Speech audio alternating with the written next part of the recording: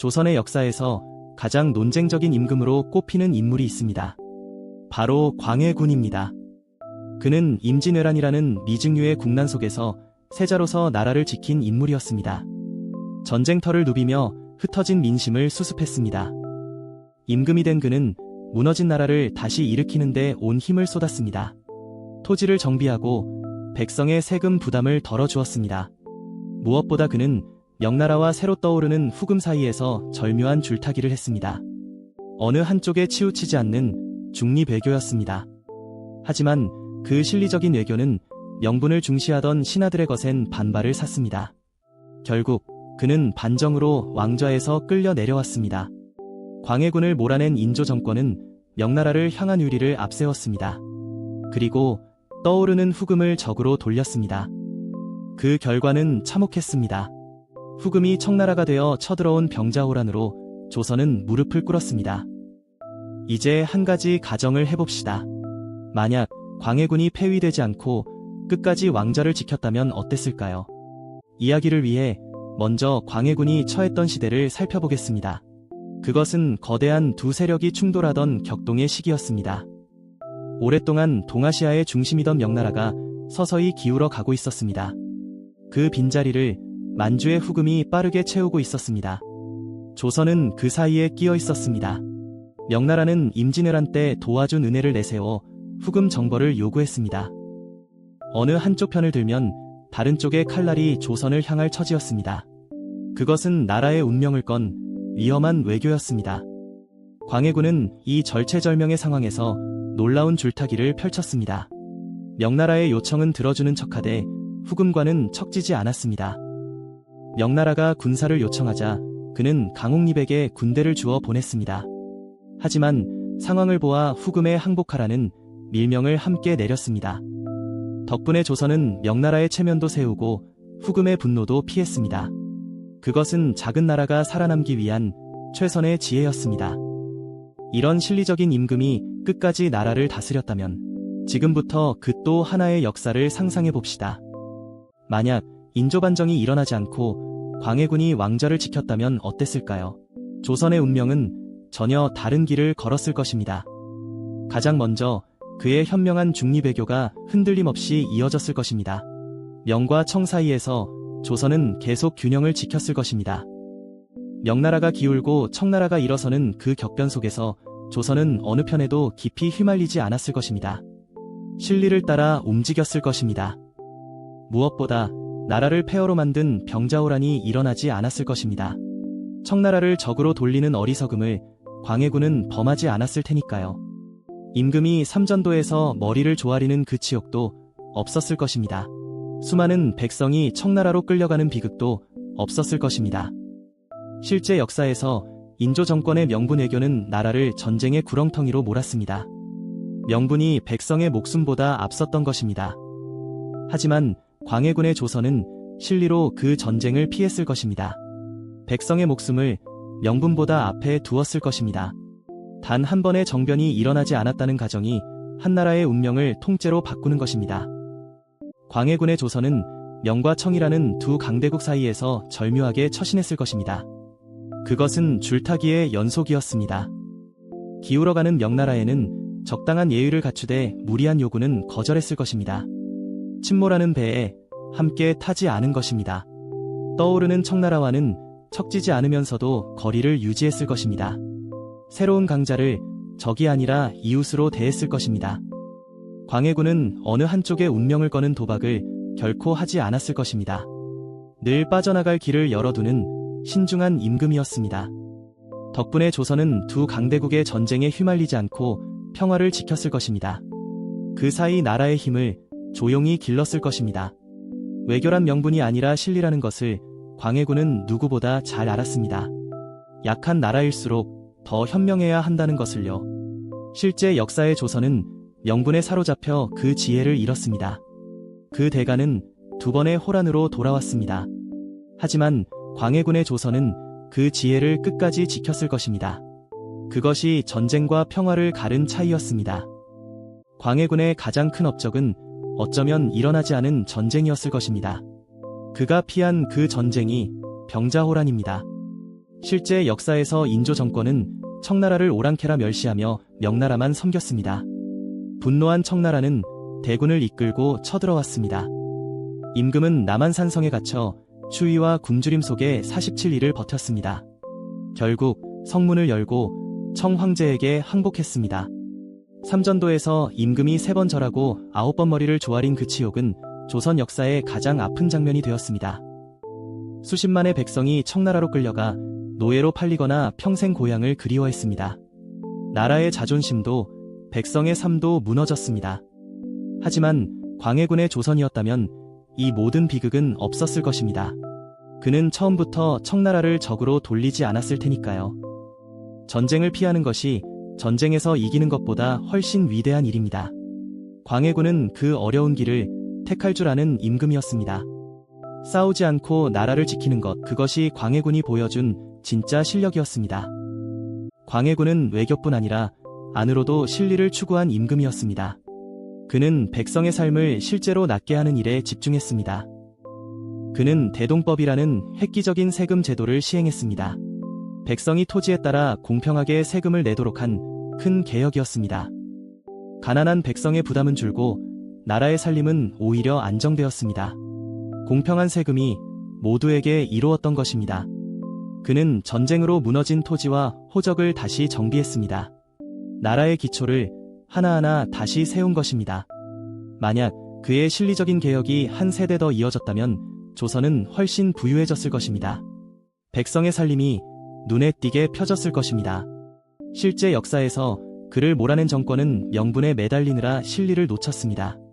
백성의 삶은 뒷전으로 밀려났습니다. 하지만 광해군의 조선은 늘 백성을 먼저 생각했을 것입니다. 명분보다 삶이, 체면보다 살림이 앞섰을 것입니다. 위대한 정치란 거창한 구호가 아니라 백성의 삶을 낫게 하는 것입니다. 광해군은 그것을 아는 임금이었습니다. 광해군 시대를 빛낸 또 하나의 위협이 있습니다. 바로 위대한 의학서 동의보감입니다. 임진왜란으로 백성이 병들고 굶주리자 광해군은 허준에게 의학서를 완성하게 했습니다. 가난한 백성도 병을 고칠 수 있도록 말입니다. 동의보감은 구하기 쉬운 약재와 치료법을 담아 백성의 실제 삶에 큰 도움을 주었습니다. 그것은 사람을 살리는 책이었습니다. 이 책은 조선을 넘어 중국과 일본에까지 전해진 동아시아 최고의 의서가 되었습니다. 우리 의학의 자랑이 된 것입니다.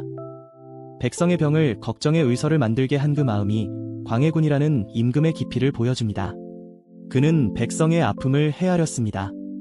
만약 그가 더 오래 다스렸다면 이런 백성을 위한 사업이 더 많이 이어졌을 것입니다. 나라가 더 따뜻해졌을 것입니다. 실리란 차갑기만 한 것이 아닙니다. 백성의 삶을 실제로 챙기는 가장 따뜻한 정치이기도 합니다. 광해군은 그 따뜻한 실리를 몸소 보여준 임금이었습니다. 전쟁을 피하고 실리를 추구한 광해군의 조선은 깊은 안정을 누렸을 것입니다. 두 번의 호란이 없는 평화로운 시대였습니다. 전쟁의 상처가 아물고 무너졌던 살림이 다시 일어섰을 것입니다. 백성은 마음 놓고 농사짓고 장사할 수 있었습니다. 나라의 곳간이 채워지고 인구가 다시 늘었을 것입니다. 평화는 모든 번영의 바탕이었습니다. 안정된 정치 위에서 학문과 문화도 활짝 꽃피었을 것입니다. 전쟁이 아니라 책과 예술이 나라를 채웠을 것입니다. 실제 역사에서 두 번의 호란은 조선을 깊은 상처와 콤플렉스에 빠뜨렸습니다. 그 그늘은 오래도록 나라를 짓눌렀습니다. 하지만 광해군의 조선은 그 그늘 없이 당당하게 나아갔을 것입니다. 패배의 기억 대신 평화의 자신감이 있었을 것입니다. 전쟁을 겪지 않은 나라와 전쟁에 짓밟힌 나라는 전혀 다릅니다. 그 차이가 이후 100년을 갈랐을 것입니다. 광해군의 신중한 선택 하나가 조선에 긴 평화를 선물한 것입니다. 평화를 누리는 동안에도 광해군은 결코 국방을 소홀히 하지 않았습니다. 전쟁을 피하는 가장 좋은 방법은 강한 힘이기 때문입니다. 그는 임진왜란의 교훈을 잊지 않고 성을 고치고 군대를 길렀습니다. 다시는 외적에게 짓밟히지 않으려는 대비였습니다. 화약무기와 산성방어를 강화해 나라의 빗장을 단단히 했습니다. 평화로울 때일수록 더 철저히 준비했습니다. 강한 국방이 있었기에 청나라도 조선을 함부로 넘보지 못했을 것입니다. 힘이 곧 평화의 보증이었습니다. 외교로 전쟁을 피하고 국방으로 그 평화를 지키는 것, 그것이 광해군이 그린 나라를 지키는 두 바퀴였습니다.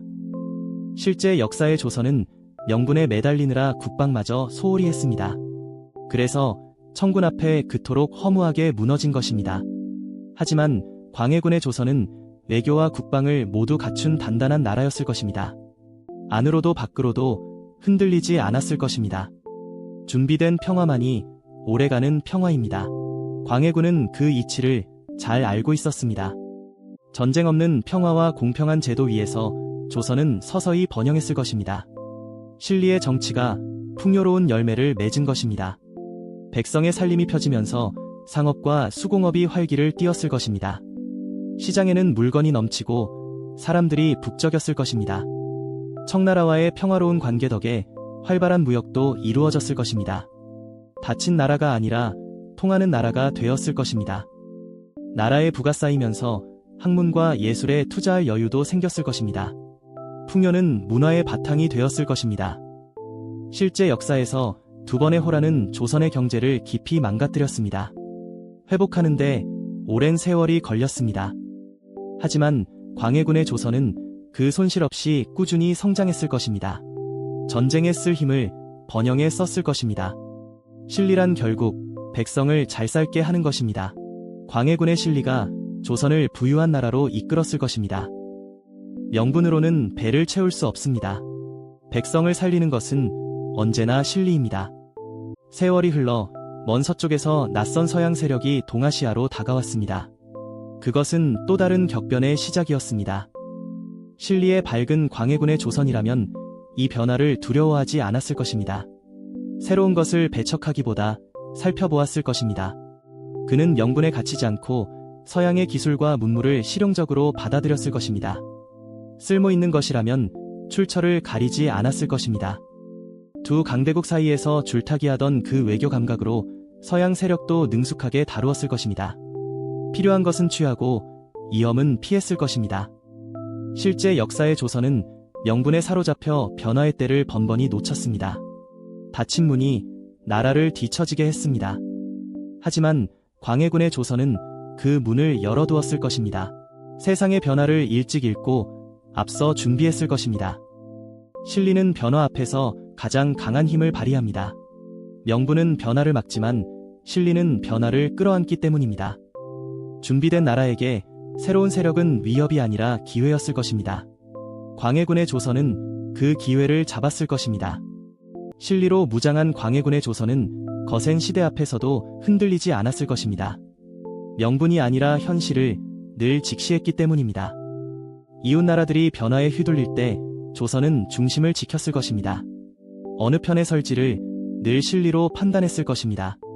강한 국방과 안정된 경제, 그리고 열린 외교가 나라를 떠받쳤을 것입니다. 어떤 외세도 함부로 넘보지 못했을 것입니다. 실제 역사의 가장 아픈 시절, 나라가 휘청이던 그 시기에도 이 조선은 당당히 서 있었을 것입니다. 준비된 나라였기 때문입니다. 광해군이 시작한 신리의 전통이 후대로 이어졌다면 더욱 그랬을 것입니다. 명분의 굴레에서 일찍 벗어났을 것입니다. 식민지의 어둠도 어쩌면 다른 이야기였을지 모릅니다. 흔들리지 않는 나라는 쉽게 무너지지 않으니까요. 신리란 비겁한 것이 아니라 가장 현명한 용기입니다. 광해군은 그 용기를 끝까지 지킨 임금이었습니다. 흔들리지 않는 신리가 흔들리지 않는 나라를 만든 것입니다. 이제 다시 실제 역사로 돌아와 광해군의 폐위가 무엇을 불렀는지 봅시다. 그것은 한 임금의 몰락 그 이상이었습니다. 그를 몰아낸 인조 정권은 명나라를 향한 유리를 무엇보다 앞세웠습니다. 떠오르는 청나라를 오랑캐라 멸시했습니다. 그 명분은 결국 정묘호란과 병자호란이라는 두 전쟁을 불렀습니다. 나라는 두 번이나 청군의 말발굽에 짓밟혔습니다. 임금은 삼전도에서 무릎을 꿇었고 수십만 백성이 끌려갔습니다. 명분을 지키려다 나라와 백성을 잃은 것입니다. 광해군 한 사람을 몰아낸 그 선택이 이토록 거대한 비극으로 돌아온 것입니다. 한 번의 정변이 나라의 운명을 갈랐습니다. 만약 그 정변이 없었다면 이 모든 비극도 없었을 것입니다. 광해군은 처음부터 그 길을 피했을 테니까요. 그래서 우리는 광해군의 패위를 더없이 안타까워합니다. 그가 막았을 전쟁을 떠올리기 때문입니다. 역사는 명분이 때로 얼마나 위험한지를 이 사건으로 보여줍니다. 광해군의 이야기는 실리와 명분 사이에 영원한 물음을 던집니다. 무엇이 더 중요한가? 라는 물음입니다. 명분은 옳고 그름을 따지지만 때로 현실을 외면합니다. 실리는 현실을 직시하지만 때로 비겁해 보입니다. 광해군은 실리를 택했고 그를 몰아낸 이들은 명분을 택했습니다. 그 선택의 결과는 너무도 달랐습니다. 백성의 목숨이 걸린 일에서 광해군은 명분보다 목숨을 앞에 두었습니다. 그것이 비난받을 일이었을까요? 나라를 지키는 것은 깃발이 아니라 백성입니다. 광해군은 그 단순한 진리를 잊지 않았습니다. 물론 명분 없는 실리는 위험합니다. 하지만 백성을 잊은 명분은 더 위험합니다. 광해군의 실리는 사실 백성을 향한 깊은 책임감에서 나온 것이었습니다. 그것은 비겁함이 아니라 용기였습니다. 실리와 명분, 그 사이에서 무엇을 택할 것인가? 광해군은 우리에게 그 질문을 남깁니다. 광해군을 다시 보게 만드는 것은 결국 백성을 향한 그 마음입니다. 그의 모든 선택의 바탕에는 백성이 있었습니다. 전쟁터를 누비며 흩어진 백성을 보살핀 세자 시절부터 그 마음은 한결같았습니다. 그는 백성의 고통을 가까이서 보았습니다. 대동법으로 세금을 공평하게 하고 동의보감으로 병을 고치게 한 것도 그 마음이었습니다. 늘 가장 낮은 곳을 살폈습니다. 전쟁을 피하려 한 것도 결국 백성을 전쟁터로 내몰지 않으려는 마음이었습니다. 명분보다 백성의 삶이 먼저였습니다. 만약 그가 더 오래 다스렸다면 더 많은 백성이 그 따뜻함의 혜택을 누렸을 것입니다.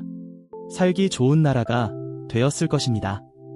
실제 역사는 그를 패주라 부르며 깎아내렸습니다. 하지만 백성을 향한 그 마음만큼은 분명한 사실이었습니다.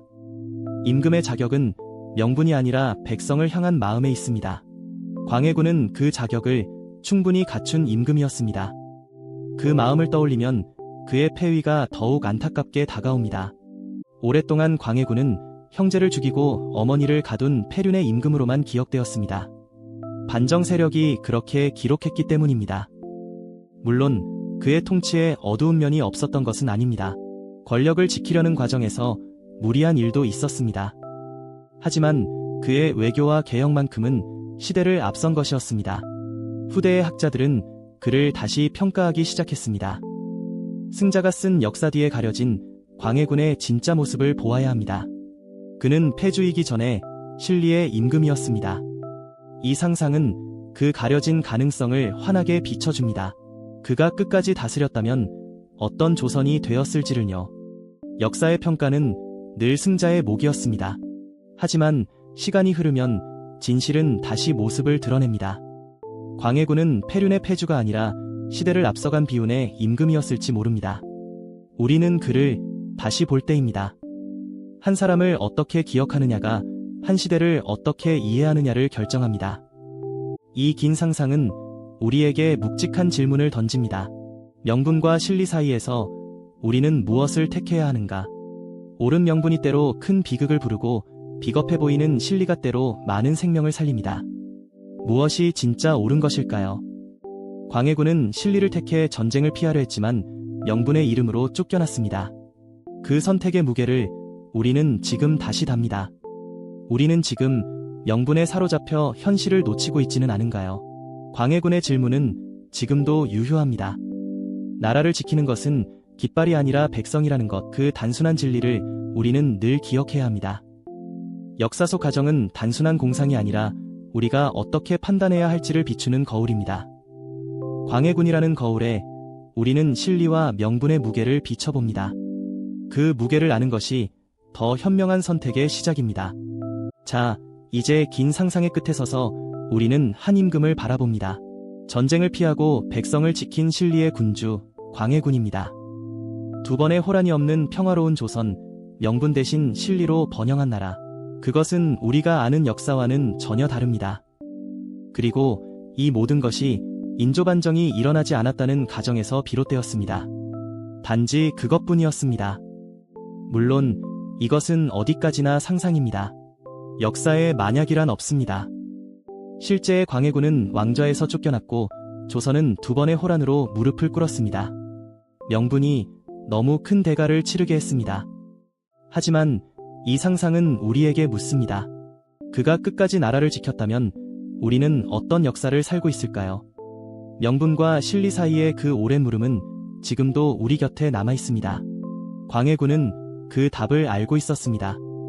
만약 그가 폐위되지 않았다면 지금 우리는 과연 어떤 나라를 살고 있을까요?